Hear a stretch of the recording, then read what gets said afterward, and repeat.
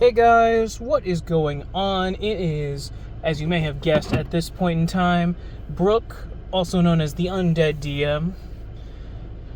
And in this episode of Brook Rants, I'd like to just talk with you about some stuff. Particularly something I had in my mind a while back. Well, before we get into that, make sure you leave a like if you agree with what I say. If you like the video, dislike it if you don't, or you don't agree. Leave a comment telling me why.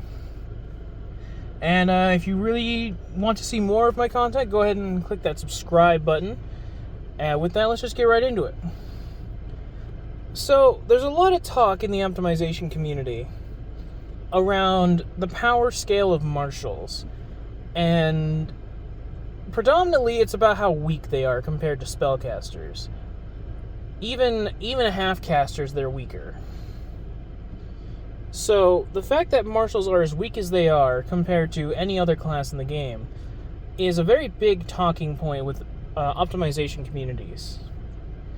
And a lot of people coming into the optimization community, they want to homebrew the martials to be better.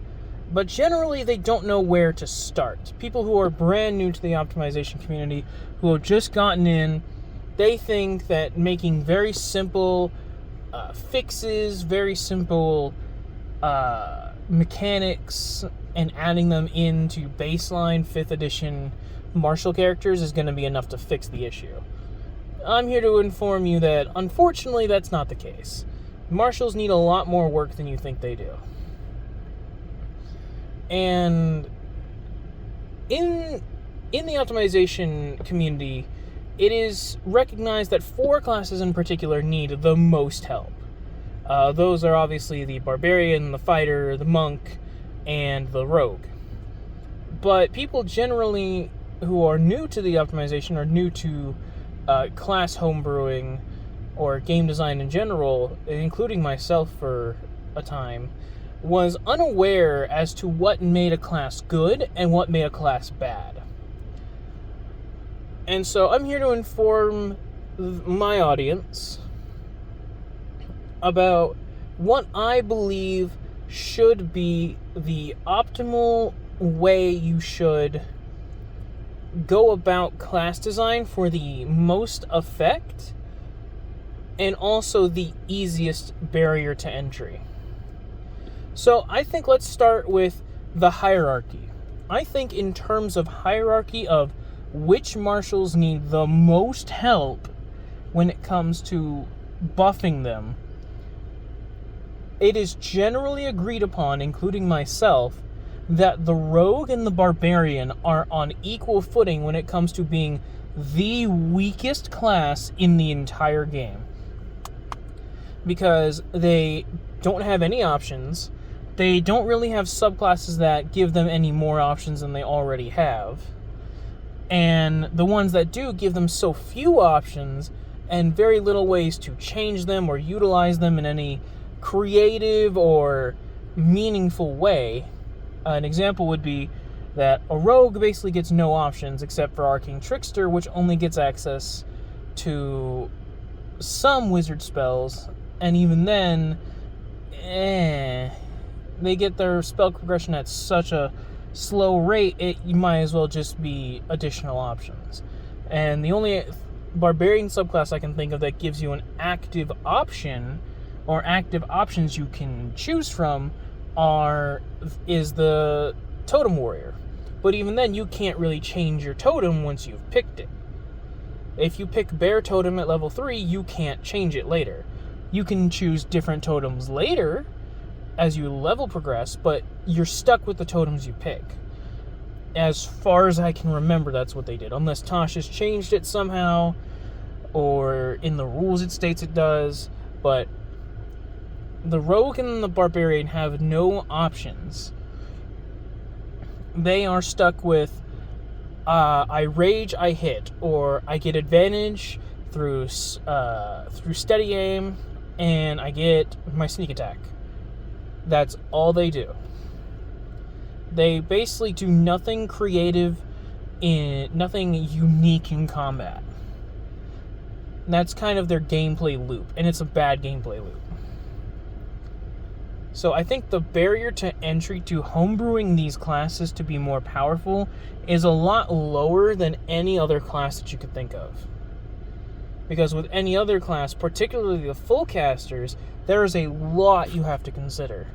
You have to consider the general power of the class itself, as well as their spells, the spells effects themselves, how you plan on making the spells more in line to what martials can do at similar levels, similar to how 4th edition did it, where the powers are on somewhat equal footing with one another based on their level. They just did different things. Personally, I would recommend, since it's the easiest, the Barbarian. I would recommend, if you're going to start homebrewing an optimized version of a martial class, the Barbarian is where you should start. It is very simple to understand. It's very simple to know what you must do. It's very simple to understand how it's meant to work. But executing it is the complicated portion. Because you have to factor in, what can the Barbarian do right now? What does it need to do? And how effective do you want the new thing to be? So, for instance, in my version of the Barbarian rework, they get rage all the time. They can if they so wanted to. And while in rage, they have access to their rage points. And the rage points are an amount of points equal to their level in the Barbarian class, and you can spend the rage points to do any rage power that you have prepared.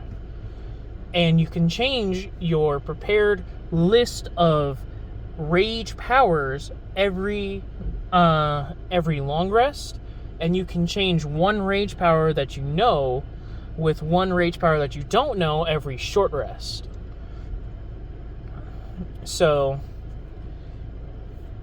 and I believe I gave them like 44 different rage options at base, as just a normal barbarian, all barbarians would have access to. And then each subclass got their own small list of rage powers that they could pick if they so wanted to, that enhanced their subclass features. And stuff like that. That's the kind of thing you have to accommodate for. You have to realize that features you give classes have to have some form of balance. Not so much. I would worry more about getting it to a powerful degree, to an almost borderline overpowered degree, before nerfing it, because it's easier to nerf something that's too strong than to buff something that's too weak. So start with something way too strong, that you think is way too strong, and then nerf it later. Next one would obviously be the Rogue. The Rogue needs severe help, as it has no options outside of a subclass that gives it spells. It has no options as to what it can do on its turn, other than attack, get sneak attack, that's it. Maybe hide, maybe dash, disengage as a bonus action. It can't really do anything else. It is stuck in that gameplay loop. So, what I'm planning on doing, not that it is done right now, but what I plan on doing is some advice that I've gotten from Cybrock of Cybrock Opinions, link to his channel in the description below, is he recommended that in other systems, they had given the Rogue, I can't remember if it was the Matt Colville TTRPG that's coming out, or it was another game, but they gave the Rogue a sort of combo system, where the more they can keep up with their opponent, the more they can outsmart the opponent like a Rogue would have to do, the more powerful they can get. So, I haven't really come up with the mechanics as of right now, but how I'm thinking it works is that every time they make an attack, or every time they hit somebody with their sneak attack, they get a combo point. And instead of spending the combo points, they have to have a certain number of combo points in order to use certain abilities. So, for instance, something like you like disarm an enemy of their weapon because you're a rogue. You disarm an enemy, you need to have 2 combo points to do that. And so on your turn, you use this disarm ability, and instead of spending the 2 combo points, you just don't gain any. And instead you're able to use the disarm ability to disarm them.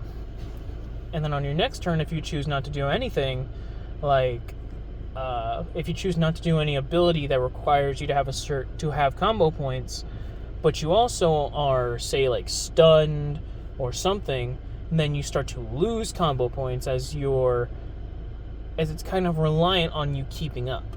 So the longer you're down, the more detrimental it is. I'd say the next one that you'd want to go with when it comes to buffing martial classes would be the monk, as really only 2 subclasses, maybe 3 if I'm remembering correctly, have unique things that you spend your ki on that isn't just more punches. That's the Way of the 4 Elements monk, the Open Hand monk, I believe, if the options cost ki points. And then, actually no, I'm actually incorrect. I think all monk subclasses give you an option to use your ki, but the fact that the baseline monk doesn't have anything to itself besides bonus action damage and bonus action defenses in the form of Step of the Wind and Patient Defense, which all 3 use up your bonus action, so you're either losing damage or losing tankiness. They need more options, and they need better ways to utilize their abilities to do the things they need to do. So another thing that Cybrock has told me, once again, link in the description below, check him out, he's a great guy. He recommended that I do something similar to like a mantra type monk. As somebody who practices the religion of Buddhism and the general philosophy of Buddhism, he recommended that the monk should have not one singular pool of ki points, but 2 separate ki pools that represent the balance of the universe, the yin and the yang. And that every time you spend a ki point, you don't lose the ki point, it just becomes the other one. So if an ability like Flurry of Blows requires you to spend a ki point, and you use a yin ki, instead of it going away forever until you get a short or long rest, you just move that one over to the yang. So now you have 1 yin and 3 yang. And then if you spend 1 yang, it goes over to the yin pool. So you're never losing ki points, you're just swapping your points between the bowls so you maintain balance. And I think that's a very interesting design, as well as giving them basically maneuver-like options that either require you to spend a certain number of points or to have a certain number of points in a separate pool in order to even think about using. So an ability may require you to spend 2 yin ki, and you spend it and it goes over to the yang side, but then another one may require you to at least have 4 yang ki in order to use, and then you can spend more if you so choose to. But it's always perfectly balanced. I think that's a fantastic design, and I'm actually going to be going with that. But in terms of design, I think this is how you should go about it. And obviously the only class that you don't really have to work all that hard on, I'm gonna be honest, it's probably the easiest martial you can rework from the ground up, that is the fighter, because it already has a subclass that gives it more options. So generally what we do is we just take the Battlemaster, we remove the Battlemaster entirely, and we give them Battlemaster maneuvers as a baseline fighter feature. And that's what we do.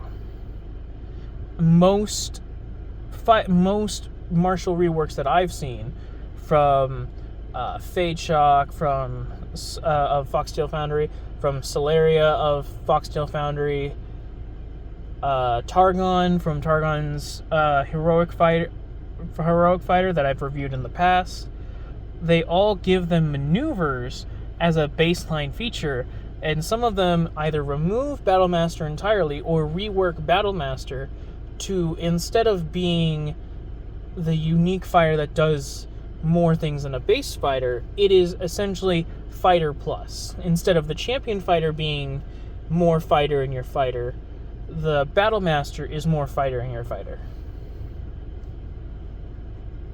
But with that being said, I like to just say that's kind of the idea I would recommend for aspiring, optimized homebrewers when they read why martials are bad and how they can attempt to fix the martials and in what order they should really focus on.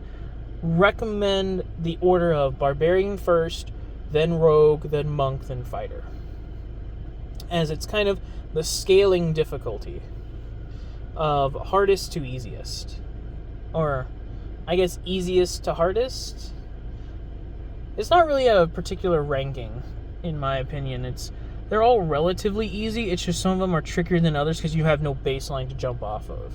With the Fighter, it's pretty easy, but also coming up with new ones to match the same kind of energy as the Battlemaster maneuvers without overstepping is, I believe, the challenging part. So yeah.